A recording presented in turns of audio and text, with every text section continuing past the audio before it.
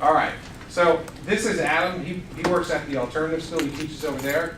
You all know me. I'm Chris. I teach here at Nursing Health Science. We want to welcome you here today. We're going to do a quick workshop on ePortfolio, and you want to do that? Go ahead one more time. I was talking with someone yesterday, and they were asking me what is ePortfolio and why use ePortfolio. Well, you're in the right spot because we're going to show you. Here's the objective. I'm just going to read that. To support teachers with creating their own digital content for their classes using ePortfolio. ePortfolio allows teachers to find their own videos or upload their own created videos and integrate questions throughout the video. Teachers can monitor their students' progress with the videos. For right now, you have two main features that you need to be looking at. Import from Google Classroom or to add a class. Now, if you've already got Google Classroom set up, you can simply import all the students that have already joined your Google Classroom. This is where you can do that. You don't have to put anything else in. You'll pretty much be good to go. Answer a couple of short questions, you'll be good. Now, if you don't have a Google Classroom, you can click Add a Class, and you'll create your own class in ePortfolio. All right. Now again, you just have to go in and put students' names and stuff like that in. All right. Is everybody still good?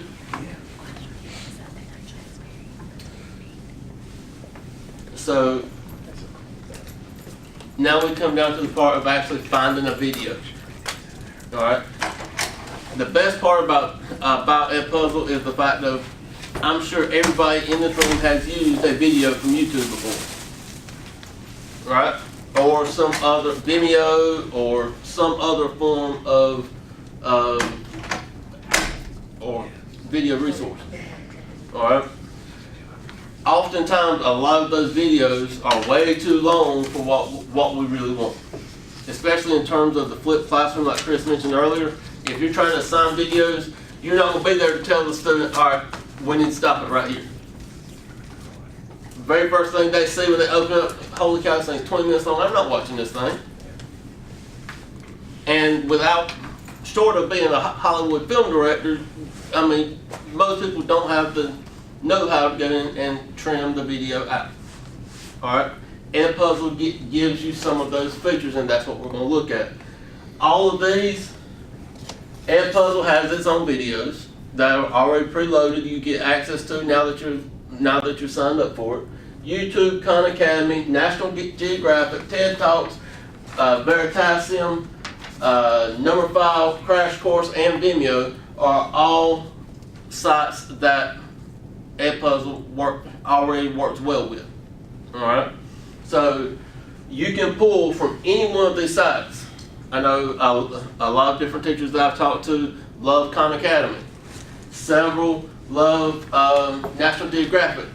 You can nearly use this for every single course that is being taught in any school. All right.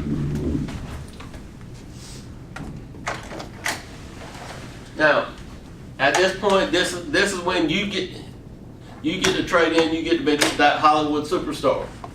You get to go in and build your video the way that you want it. All right. Now this ribbon pops up. Once you have selected your video, this ribbon will pop up, and you will see you have a progress bar. 1, 2, 3, 4 different steps. There's 4 different things that you can do to this video. Very first one, you see scissors. You can go in and crop that video. You can take off the first half of it, the last half of it, cut out the middle of it. It does not matter. All right. And you can make it just as long as you want or just as short as you want. And it will still work fine. Now, you get to add audio tracks. At this point, research has shown that it is very important for students, if they're hearing an annotation or if they're getting some form of instruction, that they get it from a familiar voice. In the educational classroom, we would usually tend to think that would be our voice, all right, versus one that they've never heard before. They tend to recall more and retain more information from that familiar voice. this gives you that option. You can mute the track. It gives you the option to mute the soundtrack on the video, and you get to annotate what you want it to do. All right, and you can make it as long or as short. You can make it last for the whole length of the video, or you can have it pause and you explain and then it resumes. It just depends on what your subject is and what works better for your class. Then the next one, you can add sounds to this. If there's something you need to add an excerpt from something else, a presentation that you previously done, a presentation that has been done by somebody else, you can pull that little excerpt out and add that as a sound file. And again, they can play simultaneously, or it will pause the video and you can insert it from there. Now the last one is probably the bread and butter that everybody likes. Especially in the case of the flipped classroom, what is everybody's biggest fear when you send something home for your kids to do, whether it is a passage to read or a video to watch? When they come back the next day, what do we want them to prove? That they've done it, right? So 9 times out of 10, we usually end up wasting class time to say, hey, all right, here's a 10-question quiz or a 5-question quiz or whatever it happens to be to prove that you did the homework from the night before. This incorporates that. They can now do both of them simultaneously before they ever get back to school. All right? So this is where, as you saw in Chris's video earlier, where he had questions periodically throughout the video. Especially if it's a long video.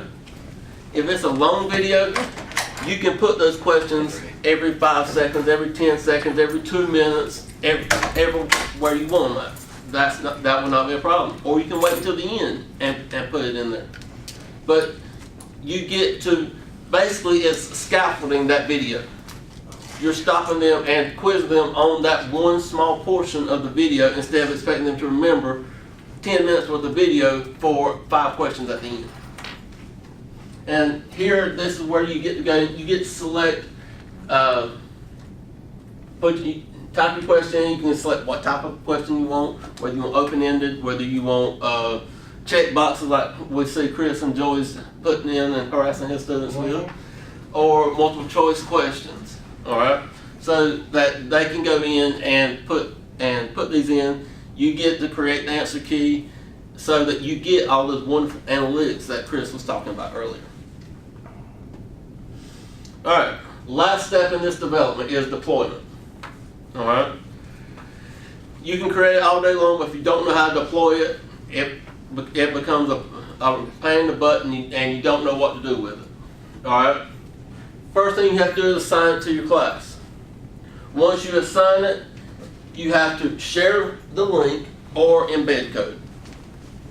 Now the method here is that if you're using Google Classroom, you create an assignment in Google Classroom and input that link. Now if you are using a PowerPoint like that you have shared with the students, a Google Slides, then you can put the embed code in. It'll pop up right inside the Google Slide and they can access it from there. Alright. No worries, we'll just go to Chris's class. Yeah. Now, and again, this is also where you get some of those other features like Chris was talking about, where you get to select, do you want them to be able to skip through it? Depending on the video, you may not want them to. They may need to watch every second of the video, especially if it's a long one that has a lot of information in it. You may want to prevent them from skipping. And most of us, we got to have those due dates to hold them accountable for scheduling. All right. And then lastly, you have to select which classes. The wonderful thing to me about this is the fact that once you create this, it is always there. Each semester, you do not have to go in and recreate it. It is applicable time after time after time, and you can go in and edit it, add stuff to it, take stuff away, whatever you need to make it applicable for the students that you have at that point in time.